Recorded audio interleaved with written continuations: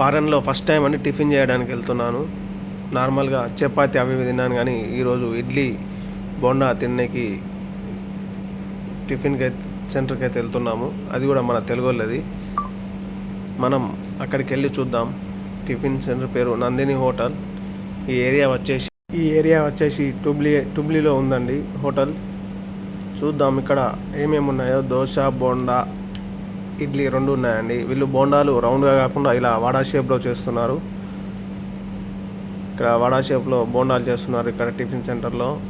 మనకు వచ్చేసి ఇడ్లీ బోండా చెప్పేసాము. ఒక ప్లేట్ వచ్చేసి 4 రూపాయలు. ఇక్కడి 4 పిల్స్ అంటే ఇండియా వచ్చేసి దగ్గర 80 రూపాయల దాకా అవుతుందండి.